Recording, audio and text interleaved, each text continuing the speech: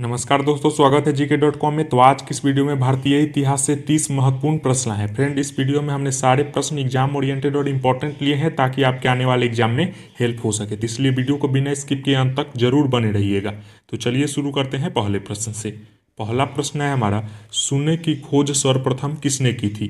तो इसका आंसर हो जाएगा आपका ऑप्शन नंबर बी, आर्यभट्ट ने। आपको याद रखना है फ्रेंड्स, सर्वप्रथम आर्यभट्ट ने शून्य की खोज की थी, आपको ध्यान में रखना है। तो चलिए इससे रिलेटेड कुछ महत्वपूर्ण जानकारी आपके आने वाले एग्जाम के लिए बता दे रहे हैं। तो बात करें आर्यभट्ट की, तो आर्यभट्ट प्राचीन भारत के एक महान ज्योतिषविद थे और गणितज्ञ थे, आपको ध्यान में रखना है। इन्होंने अपना जन्म स्थान कुसुमपुर और जन्म काल संग संवत 398 लिखा है, आपको ध्यान में रखना है फ्रेंड्स। खैर चलिए अगला प्रश्न देख लेते हैं। अगला प्रश्न है हमारा, इतिहास का पिता किसे कहा जाता है? मोस्ट इंपॉर्टेंट प्रश्न है आपके आने वाले एग्जाम के लिए। तो इसका आंसर हो जाएगा आपका ऑप्शन नंबर ए, हेरोडोटस को इतिहास का पिता कहा जाता है, आपको ध्यान में रखना है। फ्रेंड्स, आपको बता दें कि अगर आप किसी भी प्रश्न का आंसर पता हो आपको पहले से, तो कमेंट सेक्शन में लिख दीजिएगा ताकि आपको रिवीजन भी हो सके। तो चलिए इससे रिलेटेड कुछ महत्वपूर्ण जानकारी आपको बता दे रहे हैं। तो हेरोडोटस ने सर्वप्रथम हिस्ट्री शब्द के बारे में दुनिया को बतलाया था, ये भी आपको ध्यान में रखना है। और बात करें हेरोडोटस की, तो वो प्रथम यूनान के प्रथम इतिहासकार और भूगोलवेत्ता थे, ये भी आपको ध्यान में रखना है। और इनका संस्कृत में क्या नाम था, ये भी आपके एग्जाम में पूछा गया है प्रश्न, तो हरिदत्त था, ये भी आपको ध्यान में रखना है फ्रेंड्स। आगे बढ़ने से पहले बता दें कि डेली बेसिस पर हम क्यूज का आयोजन करते हैं। प्रत्येक दिन एक प्रश्न वीडियो के अंत में पूछते हैं। जो सबसे पहले बताते हैं और सही बताते हैं उनका टॉप 10 में नाम शामिल किया जाता है। तो आप भी सबसे पहले बताइएगा प्रश्न जो हम अंत में बताए हैं। खैर अगला प्रश्न देख लेते हैं। अगला प्रश्न है हमारा, विजय स्तंभ कहाँ स्थित है? तो इसका आंसर हो जाएगा आपका ऑप्शन नंबर सी, चित्तौड़गढ़ में। आपको याद रखना है फ्रेंड, जो चित्तौड़गढ़ है उसमें विजय स्तंभ स्थित है। ये प्रश्न आपके एग्जाम में बन चुका है। इंपॉर्टेंट पॉइंट देख लेते हैं।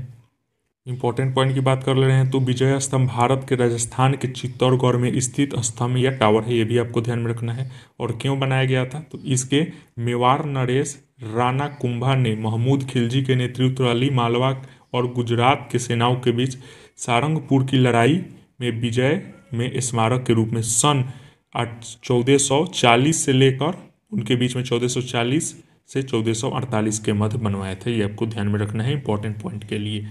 आगे बढ़ने से पहले बता दें, अगर आप चैनल पर पहली बार आए हैं तो चैनल को जरूर सब्सक्राइब करके बेल आइकन हिट कर दीजिएगा ताकि आने वाले नए वीडियो का नोटिफिकेशन आपको सबसे पहले मिल सके। खैर अगला प्रश्न देख लेते हैं। अगला प्रश्न है हमारा, विक्रमशिला शिक्षा केंद्र किसने स्थापना की थी? विक्रमशिला शिक्षा केंद्र का, तो इसका आंसर हो जाएगा आपका ऑप्शन नंबर बी, धर्मपाल ने।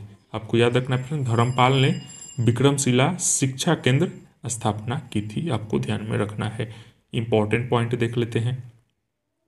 इंपॉर्टेंट पॉइंट में बात करें, विक्रमशिला भारत के एक प्रसिद्ध शिक्षा केंद्र विश्वविद्यालय था और वर्तमान में यह बिहार के भागलपुर में है, आपको ध्यान में रखना है। और इसकी स्थापना 8वीं शताब्दी में की गई थी पाल राजा धर्मपाल के द्वारा, ये आपको ध्यान में रखना है। अगर आप इस वीडियो का फ्री में PDF पाना चाहते हैं तो टेलीग्राम पर जुड़ जाइएगा, लिंक डिस्क्रिप्शन में आपको दे दिया जाएगा। खैर अगला इंपॉर्टेंट प्रश्न देख लेते हैं। अगला प्रश्न है हमारा, रजिया सुल्तान किसकी बेटी थी? मोस्ट इंपॉर्टेंट प्रश्न है आपके आने वाले एग्जाम के लिए। तो इसका आंसर हो जाएगा आपका ऑप्शन नंबर ए, इल्तुतमिश की। आपको ध्यान में रखना है फ्रेंड, इल्तुतमिश की जो बेटी थी वो रजिया सुल्तान थी, ये आप ध्यान में रखिएगा। आप इंपॉर्टेंट पॉइंट देख लेते हैं। तो शमसुद्दीन इल्तुतमिश, जिसका पूरा नाम था इल्तुतमिश का, तो दिल्ली सल्तनत के शमसी वंश का एक प्रमुख शासक था, ये आपको ध्यान में रखना है इंपॉर्टेंट पॉइंट के तौर पर। खैर अगला प्रश्न देख लेते हैं। अगला प्रश्न है हमारा,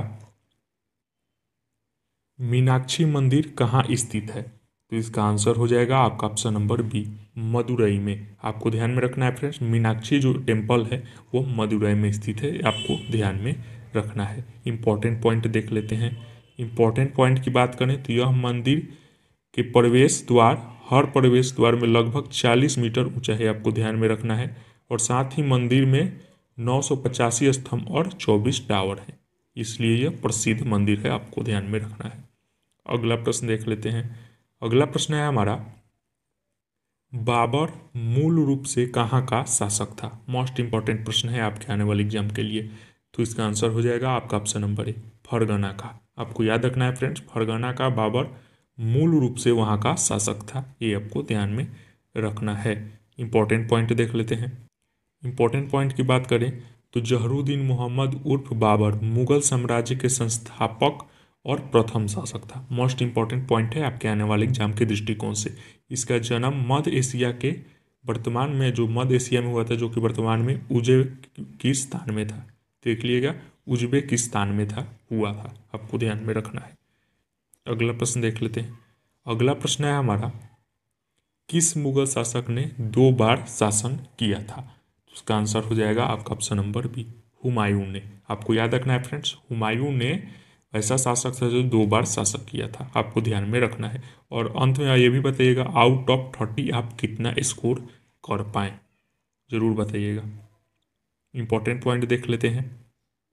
इंपॉर्टेंट पॉइंट फटाफट देख लेते हैं। तो हुमायूं एक मुगल शासक था, ये आपको पहले ही बता चुके हैं। और नसरुद्दीन हुमायूं का जन्म की बात करें, पूरा नाम इसका नसरुद्दीन हुमायूं था। और जन्म की बात करें तो 1508 ईस्वी में इसका जन्म हुई थी। 29 दिसंबर 1530 में आगरा में 23 वर्ष की उसमें सिंहासन पर यह बैठा था। और बाबर के जो चौथे 4 बेटे थे, जिनमें से हुमायूं सबसे बड़ा था, ये भी आपको ध्यान में रखना है फ्रेंड्स। खैर अगला प्रश्न देख लेते हैं। अगला प्रश्न है हमारा, शाहजहां का मूल नाम क्या था? तो खुर्रम शाहजहां का मूल नाम था, ये आपको ध्यान में रखना है फ्रेंड्स। इंपॉर्टेंट पॉइंट देख लेते हैं। तो शाहजहां अकबर का पोता और जहांगीर का बेटा था, ये भी आपको ध्यान में रखना है। इंपॉर्टेंट पॉइंट, अकबर का पोता था और जहांगीर का बेटा, ये ध्यान में रखना है। और बात करें शाहजहां की, तो शाहजहां जामा मस्जिद की पुरानी दिल्ली स्थित जामा मस्जिद का निर्माण शाहजहां ने कब किया था? 1656 में, आपको ध्यान में रखना है। मोस्ट इंपॉर्टेंट है, यहाँ से प्रश्न आपके एग्जाम में बन सकते हैं। खैर अगला प्रश्न देख लेते हैं। वीडियो पसंद आए तो लाइक एंड शेयर जरूर कीजिएगा अपने फ्रेंड के साथ। शिवाजी का राज्याभिषेक कहाँ हुआ था? तो इसका आंसर हो जाएगा आपका ऑप्शन नंबर ए, रायगढ़ में। आपको ध्यान में रखना है फ्रेंड्स, रायगढ़ में शिवाजी का राज्याभिषेक हुआ था। इंपॉर्टेंट पॉइंट देख लेते हैं।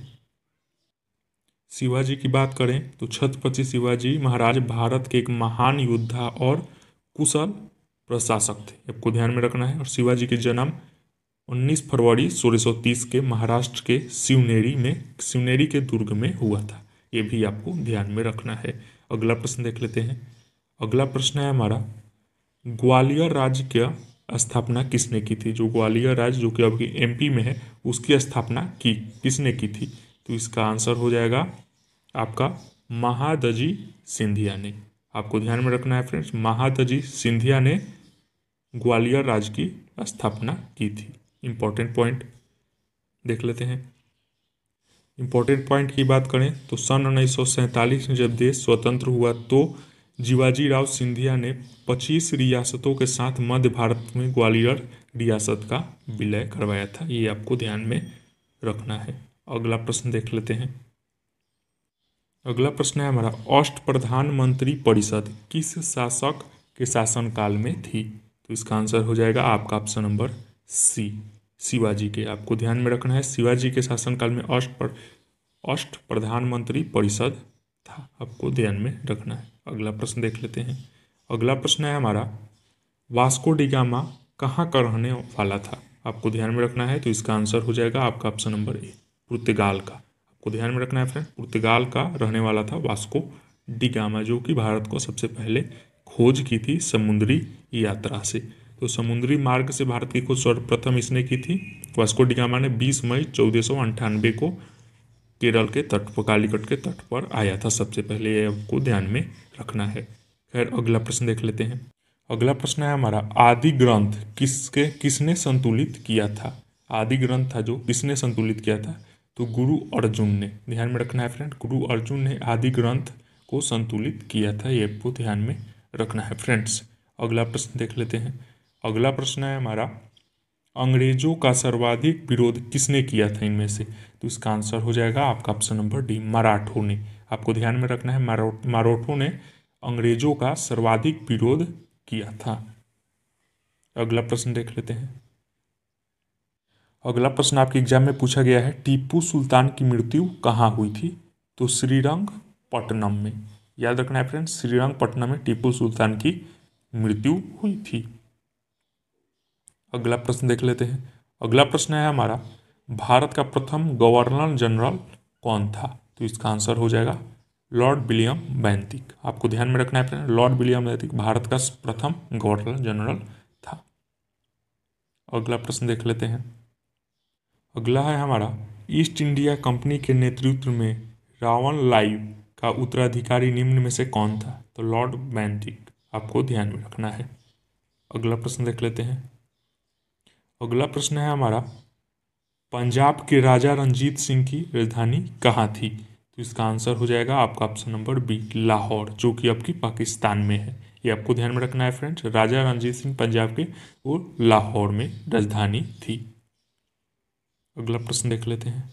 अगला प्रश्न है हमारा, प्रथम आंग्ल मैसूर युद्ध जो कि 1767 से 1769 में चला था, उसमें कौन विजय हुआ था? तो इसका आंसर हो जाएगा आपका option number B, Haidar Ali विजय प्राप्त हुआ था। ये आपको ध्यान में रखना है। कर युद्ध में आपको यहाँ से भी क्वेश्चन घुमाकर एग्जामिनर आपसे पुट कर सकता है। अगला प्रश्न देख लेते हैं। अगला प्रश्न है हमारा, प्लासी के युद्ध 1757 में होता, उसके समय बंगाल का नवाब कौन था? ये प्रश्न आपके एग्जाम में पूछा गया है। तो सिराजू दौला, सिराजू दौल, आपको ध्यान में याद रखना है फ्रेंड। प्लासी के युद्ध जो 1757 में हुई थी, उस समय बंगाल का नवाब सिराजू दौला था। ये आप ध्यान में रखिएगा आपके आने वाले एग्जाम के लिए। अगला प्रश्न देख लेते हैं। अगला प्रश्न है हमारा, 9वीं सदी के महानतम पारसी समाज सुधारक कौन थे? तो इसका आंसर हो जाएगा बहराम जी एम मालाबारी। याद रखना है friends, Bahram G M Malabari 19वीं सदी के महानतम पारसी समाज सुधारक थे। याद रखिएगा। अगला प्रश्न देख लेते हैं। अगला प्रश्न है हमारा, शारदा अधिनियम 1929 के अंतर्गत लड़कियों और लड़कों के विवाह की न्यूनतम आयु कितनी निर्धारित की गई थी? तो इसका आंसर हो जाएगा, लड़कियों की उम्र 14 थी और लड़कों की उम्र 18 थी। आपको ध्यान में रखना है, जो शारदा अधिनियम 1929 था। अगला प्रश्न देख लेते हैं।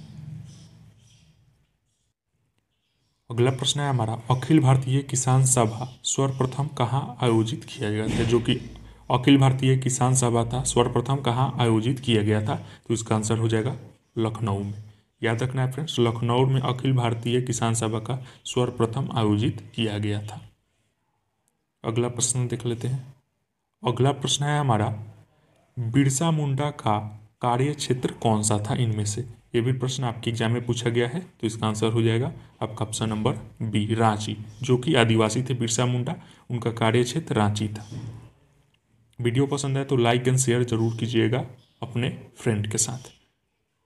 अगला प्रश्न देख लेते हैं। अगला प्रश्न है हमारा, दक्षिण अफ्रीका में किस रेलवे स्टेशन पर महात्मा गांधी जी को फेंका गया था? किस रेलवे स्टेशन से? तो इसका आंसर हो जाएगा option number B, Pietermaritzburg railway station से महात्मा गांधी जी को फेंका गया था दक्षिण अफ्रीका में। ये भी प्रश्न बन सकते हैं आपके एग्जाम में। अगला प्रश्न देख लेते हैं। अगला प्रश्न है हमारा, कलिंग नरेश खारवेल किस वंश से संबंधित थे? तो चेंदी वंश से संबंधित है कलिंग नरेश खारवेल। आपको ध्यान में रखना है फ्रेंड्स। जो वीडियो के अंत में हम क्वेश्चन पूछेंगे उसमें जरूर पार्टिसिपेट कीजिएगा ताकि आपको रिवीजन भी हो सके। एक प्रश्न पूछिएगा तो आपको बहुत सारे प्रश्न याद भी हो जाएंगे। अगला प्रश्न देख लेते हैं। किस पशु के अवशेष सिंधु घाटी सभ्यता से प्राप्त नहीं हुई? तो उसका आंसर हो जाएगा आपका ऑप्शन नंबर ए, शेर। ये शेर कर छोड़कर जो तीनों है, घोड़ा हो गया, गाय हो गया, हाथी, तीनों का अवशेष मिला था शेर यानी टाइगर, बाघ को छोड़कर, लायन को छोड़कर। ये आप ध्यान में जरूर रखिएगा। अगला प्रश्न देख लेते हैं। अगला प्रश्न है हमारा, निम्न में से कौन सा एक मगध साम्राज्य की राजधानी नहीं रहा? तो इसका आंसर हो जाएगा आपका option number D, Kaushambi. Kaushambi को छोड़कर यह तीनों मगध साम्राज्य की राजधानी रहा था, बाकी कौशाम्बी को छोड़कर। इससे 3 प्रश्न आपके एग्जाम में क्रिएट हो सकते हैं, तीनों को ध्यान में रखिएगा। PDF दे देंगे टेलीग्राम पर, आप ध्यान से उसको रिविजन कर सकते हैं। खैर, अंतिम प्रश्न देख लेते हैं। अंतिम प्रश्न है हमारा, पाल वंश के संस्थापक कौन थे? तो इसका आंसर हो जाएगा आपका ऑप्शन नंबर ए, गोपाल पाल। गोपाल पाल, आपको ध्यान में रखना है, गोपाल पाल वंश के संस्थापक थे। तो आज के सारे प्रश्न समाप्त हो गए। तो चलिए, जो विनर के नाम की घोषणा करने से पहले आज का हम प्रश्न पूछ लेते हैं। तो आज का प्रश्न है मेरा, मोढेरा का सूर्य मंदिर किस राज्य में स्थित है? आपको कमेंट सेक्शन में सबसे पहले और सही बताएंगे जो बताएंगे उनका टॉप 10 में नाम शामिल कर लिया जाएगा। तो चलिए आज की विनर की नाम की घोषणा कर दे रहे हैं। तो जो भी विनर हुए हैं gk.com परिवार की तरफ से बहुत बहुत बधाई। अगर आप भी अपना नाम इस वीडियो में शामिल करना चाहते हैं तो क्विज में ज़रूर पार्टिसिपेट कीजिएगा। तो पहले स्थान पर हो जाएंगे श्याम जेनेपी सरोज, दूसरे स्थान पर विकास बाबू, तीसरे स्थान पर जितेंद्र कुमार, और बात करें चौथे स्थान पे तो सूरज कुमार हो जाएंगे, पाँचवें पर गजेंद्र, छठे पर चुनमुन मिश्रा, सातवें पर उपेंद्र प्रजापति, आठवें पर राकेश कुमार, नौवें पर बात करें तो मधुवरी कुमारी, 10वें पर सलोनी पांडे, 11वें पर सौरभ यादव। तो मिलते हैं नेक्स्ट वीडियो में, तब तक के लिए God bless you, take care and जय हिंद।